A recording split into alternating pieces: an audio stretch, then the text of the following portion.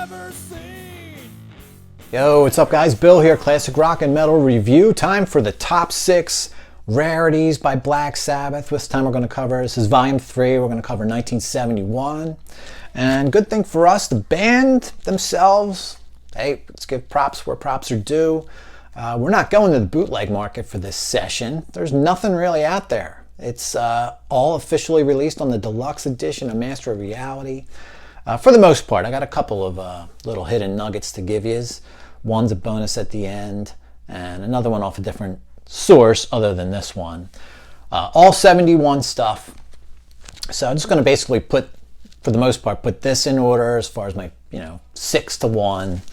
We already covered 1969 and 1970. There was a lot of bootlegs and unofficial stuff in those countdowns. Not so much this time, but still kind of interesting. We'll take a look at bootleg I have of a show from early 71. So they're doing a couple of songs from Master of Reality here in January of 71, well ahead of the release, months. Also, as far as deluxe editions go, I only have one deluxe edition on vinyl, and it just happens to be Master of Reality. So we can take a little quick look through this guy. It's pretty similar to the 2016 release, pretty much. Although the inside and the sleeves for the vinyl mimic the deluxe edition, the inside of that.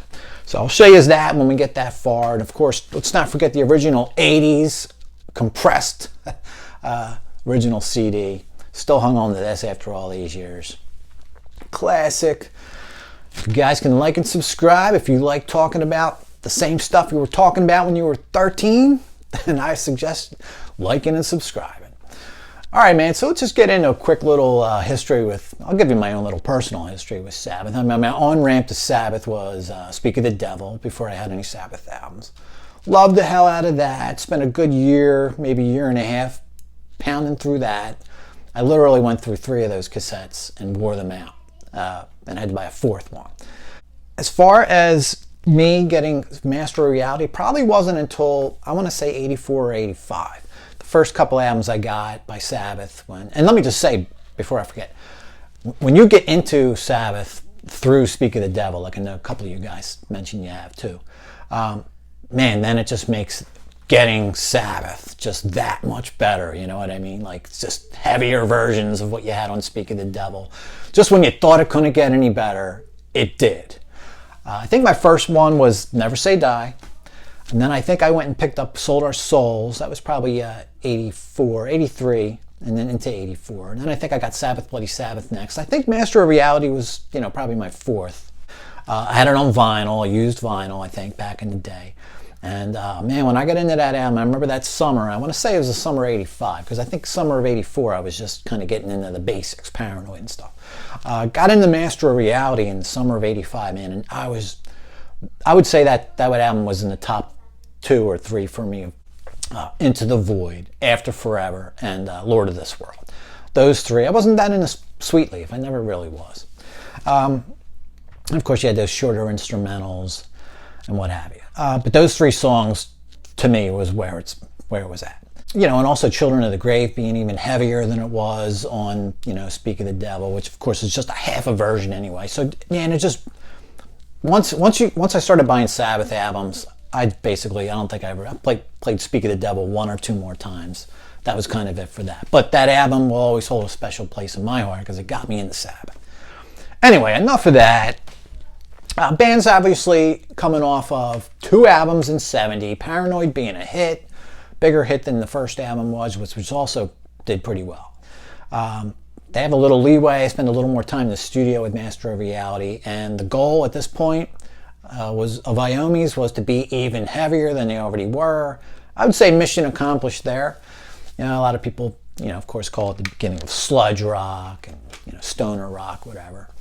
Just look at it like a super heavy album. All right, so anyway, let's get into our top 6 rarities. I'm going to go with, like I said, most of these, hats off to the band, giving us all these rarities, man, we otherwise didn't have. I'm going to go with Spanish Sid. For my money, they brought this song back live in '94, even before the Ozzy reunion and a couple years later. And I think they just sort of, I feel like I've seen it on every tour since. And it's just a little, it's losing its luster at this point. It's not like a rarity anymore like it was in 94, which I didn't get until I had a bootleg of it, but 99 when I saw them, and thereafter it seemed like they played it every show. You know, back in the 80s when I first got into it, loved the hell out of it. And even loved it into the 90s and early 2000s, but now I'm just a little sick of it. Anyway, but they called this one Spanish Sid, the working title for the original Into the Void. Just sort of a rougher version, scat vocals by Ozzy. What can you say, man? It's a great song. I just like hearing alternate versions. That's exactly what this is, early version. Great. Number 5 for me would be Into the Void, and that one is actually off of the vinyl collection. You know, it's actually an abandoned single that was going to edit. You know, of course, I think it's like 2 minutes and 40 seconds, so less than half of the song. But I just find it interesting. It's probably just more of a curiosity thing, but just hearing a short version of that song. And it was originally supposed to be a single in the United States. So that was the one real nugget on the vinyl collection, which of course had a whole album of the mono releases. But all those mono releases you could have got on 45 single prior. A lot of them I already had, but it was nice to have them all in one pristine vinyl space or collection. The one nugget, like I said, being the Into the Void single edit, abandoned back in 71. So that's my number 5. Number 4 for me, Sweet Leaf, alternate version. Not a huge fan of that song, but I do like hearing the scat vocals. I like hearing Ward's drums here. They're not as, just sort of straight through like the regular record. He's doing like double time hi-hat hits and things. Little things that just make it more interesting for me than the regular version. Number 3, I'd say Children of the Grave, also off of the Deluxe Edition. This goes back to 2009, by the way, Sanctuary release. And the vinyl edition of this, I think, is 2016, which is great because this looks exactly like, the original vinyl I had back in the 80s, which I don't know what version that was. I bought it used in 84, 85. But of course, on the inside, you get the same picture of the band across this way. You just get, of course, you get all the info for the alternate takes on here too. So Children of the Grave, I like that Ozzy's throwing in, I think he's saying "Save Me" or something at the end of every riff, where there's usually nothing except music. Just cool alternate version. Next up, number 2 for me, Lord of this World. There's a little piano action on here and a little slide guitar. I can't say it's better. I can see why they edited that out, but it's just cool hearing something different on a great song. And Lord of this World, unlike Into the Void, not as beat by the band themselves by playing it live all the time. So still love this song. This might be my favorite song on this album at this point. And then last but not least, can it be anything else? It's Weevil Woman, as they called it, 71, full title there. You see that bad boy? Of course, you know this song. Who doesn't know this song? If you don't know this song, look it up. It's basically a take off of Evil Woman from the first album, which was a cover by Crow. So they just sort of stole the riff. You can kind of hear what they're talking about. I mean, I don't know if I would have picked that up had I not read about that being the case.